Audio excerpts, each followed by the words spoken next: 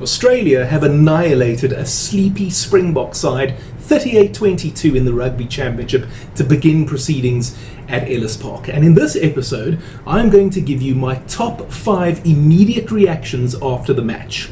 I will give you a full review later on Sunday, but this episode will be my immediate reactions, the top 5 things that I've come away with at the final whistle. Number 1, the breakdown. Now, this has been a bit of a bugbear for Springbok fans for some time now, guys. Let's be frank, were beaten at the breakdown quite comfortably by Italy. We were bested at the breakdown by Georgia. And now we've been destroyed at the breakdown by Australia. Now, there is a school of thought that suggests that it's almost deliberate, in the sense that Rassie and his coaching staff have determined that at the breakdown there are a lot of unfair refereeing decisions that take place. There are a lot of inaccurate refereeing decisions that take place. And so in order to play the odds and almost skew it in our favor, a lack of competition at the breakdown and almost an allowance of the opponent to get away with a few things at the breakdown is our best way of keeping everyone on the field. Now, whether or not that is true, I cannot tell you for a fact. I'm just sharing with you something that I've actually heard through the grapevine. Interestingly enough, we didn't get a yellow card against Australia, although maybe that might have helped, Who knows? Sometimes 14 men play better against the other 15. We did get a couple of warnings, though, from referee Ben O'Keefe about those infringements and offsides at the breakdown. So it's not as if we don't actually compete there, but we're not competing well there at all. And it is a serious area of concern for me. Number 2, our defense. Now, let's be honest, the Springboks are renowned for their defense. If you go and have a look at every Rugby World Cup victory and you ask what was the best attribute that the Boks had, it was our defense. It was always our defense that was rock solid, keeping the opponent out. And not just the 1995 Springboks that famously kept the All Blacks from scoring in the World Cup final. Jonah Lomu never scored a try against us. 2007, England didn't score a try against us in the final. Again, in 2019, we didn't concede a try in the final. And you think of that onslaught that the English had on our try line, and we just defended it as if our lives depended on it, expertly. I know New Zealand scored against us in the 2023 final. Some will argue there was a little bit of an infringement in the lead up to the try. Nevertheless, we've conceded 1 try in 4 World Cup finals. And Jacques Nienaber, possibly the greatest defensive coach in the world, has expertly put together a defensive system for us. Okay, I know that he is no longer with us and we've moved on. Jerry Flannery is now in charge of that aspect, and I think we defended well for the best part last year, and even in the 3 test matches in July. We kept a clean sheet against Italy, for example, in the 2nd test match. But against Australia at Ellis Park, it all fell apart badly. The Wallabies scored 6 tries against us, guys. When was the last time the Springboks conceded that many tries? I would have to go back to that 57-0 annihilation by the All Blacks. I can't think of another occasion where we've conceded that many tries and lost this badly. And that is a massive concern for me. And the reason, if I may elaborate, will be in number 3. Is the July rust really gone? I think it's fair to say that we were not impressed by the Springbok performances against Italy, both of them, despite having solid victories. Similarly, we had a good win over the Georgians, but we all felt that there was maybe something missing, something wasn't quite right, there was a little bit of a spark that wasn't quite there. And to be frank, I personally thought, look, Rassie made a lot of rotational decisions or changes across those 3 test matches. And I would have put it down to maybe a little bit of a lack of gelling, early season, a lot of guys playing their first test matches of the year, etc., etc.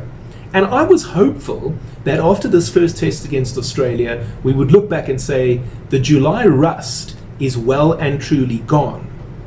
But now, one has to wonder if it was rust at all.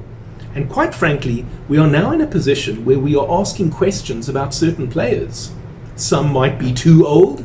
Some might be getting too old. Some might maybe not be at the required level to be a Rugby World Cup champion playing member of the reigning champions, that is. These are questions that Dr. Rassie Erasmus and his coaching staff will be asking one another, I'm afraid, in the aftermath of this hammering by Australia. I think it's also fair to say that the Italians deliberately came to spoil what we were trying to do. The Georgians did the same thing, and that was our problem with what was going on at the breakdown. Now, Australia didn't necessarily do exactly that, but they did absorb everything we threw at them, and then they countered brilliantly, and then, as I say, that defence of ours crumbled. And that brings me to number 4, sexy rugby without reward. Now, let's be frank. The first 20 minutes at Ellis Park was brilliant, all right? At that point, I was thinking to myself, my original score prediction was 31-11, a 20-point win. And I thought, jeepers, I'm going to have to revise that. Well, it turns out I did have to revise it, but not quite the way that I was thinking at that stage. Instead, Australia overturned us and scored 38 unanswered points. But I tell you what, our kicking game was very good. I thought that our backline moves were pretty good, and then the integration of the forwards, and you think of the pods and the sort of 3-man, 4-man pods and the little formations that they play and so on. And there was slick passing, it was sexy rugby, and that's the Tony Brown effect. Unfortunately for South Africa, it was sexy rugby without any reward. You might say, well, in the first 20 minutes we scored 22 points, and we did. And guess what? In the final 60 minutes, we didn't score a single point, and that's unacceptable. You can play pretty rugby, sexy rugby, all you like, but if you don't score tries, well then what does that help? And that is a big problem.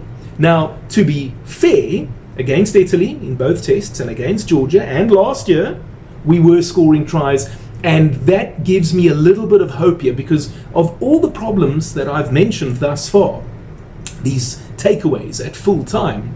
I do think that, or at least I'm hopeful, that all of these things, except the breakdown, but all of these other things can be fixed quite quickly. In terms of the defense, maybe it was a one-time failure of the system.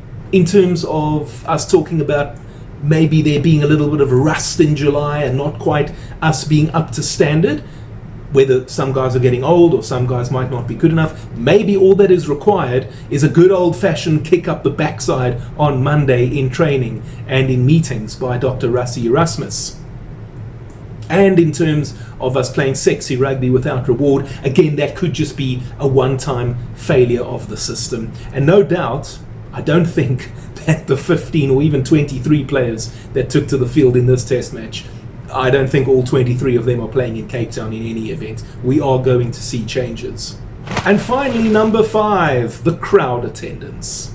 Guys, we've spoken before about Springbok test match tickets and the high price of these, and I got a lot of comments. I did a video on that not so long ago, a few days ago actually, and I got a lot of comments from you guys talking about the prices, being unhappy about it, saying that we've been priced out of going to Springbok matches. I would say that there were some people who felt that the prices were justified, and others felt that they're too high. I can't go there, I can't take my family, it's better I just stay at home, have a braai and watch the game on the TV. Now, it's interesting that in the week leading up, somewhere around the Thursday, the test had not been sold out yet. And Rian Oberholzer, Saru's CEO, was asked to comment on it, and he said, and I can't believe that he actually said this is quite astounding, he said that even though it's not sold out, Saru have met their target for ticket sales for the match. I think that's disgraceful. I mean, I accept that internally Saru have got targets for ticket sales, and it might not be 100% of the stadium capacity. I cannot accept that he says that in public. What a smack in the face to fans, don't you think? And on top of that, when I was watching the game, I could see empty seats in the stadium. And we're not talking about a camera panning and you see 2 or 3 empty seats and you can say, oh, maybe they went to get a beer or a packet of chips. No, I'm talking about an actual chunk of seats that were empty. And not just in one part of the stadium either. A little bit there, a little bit over there, etc., etc. And that tells you that it's one of two things. Either we can't afford the tickets, or there's apathy. I don't think that a team that had won 21 of its last 24 test matches and currently holds the Rugby World Cup, 2 in a row by the way, the Rugby Championship, the Freedom Cup, the Mandela Plate and the Qatar Airways Cup is a team that is going to struggle with apathy from the fans. So, I'm sorry. If ever you needed proof that the tickets are too expensive, those blocks of empty seats at Ellis Park show you what it's all about. And you might even say that having watched it on TV, fans who were maybe thinking about stretching their budgets and going to the game might be glad that they didn't. But what do you think?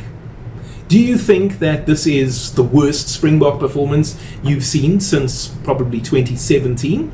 Or do you think that this might just be a one-time failure of the system and a good kick up the backside on Monday is going to sort things out, and next week Australia will see the real Springboks at the Cape Town Stadium? Let me know in the comment section down below. And while you're down there, I'd really appreciate it if you would help me out with a super thanks. That's the heart button with the $sign inside of it. What you'll be able to do if you click on that is make a highlighted comment. I promise to reply to it. I'll also click on the heart button on your comment and you'll be given the opportunity to make a small donation to my channel. The reason I'm asking for these small donations is because I would love to do this full time, guys, and I would also love to go to Australia in 2027 and cover the Rugby World Cup for you every day from down under. But in order to make that happen, I'll need a little bit of help from you guys. Any support would be greatly appreciated. And if you used to work at Eskom and you got a lacquer bonus, well, then I'm counting on you to do the right thing. Okay, now I mentioned that video that I did where I had a go at Saru for their high ticket prices and we tried to break it down and justify what was going on. If you haven't seen that, it's on your screen over here. And perhaps, given the situation right now, you might want a bit of cheering up. Well, as it turns out, it's James Dalton's birthday today. The Springboks didn't give him a nice birthday present, but you can, perhaps, by checking out this exclusive interview I did with Bullet about his storied career. And you know what? When he played the Wallabies at Ellis Park, we actually won. And I'll see you next time.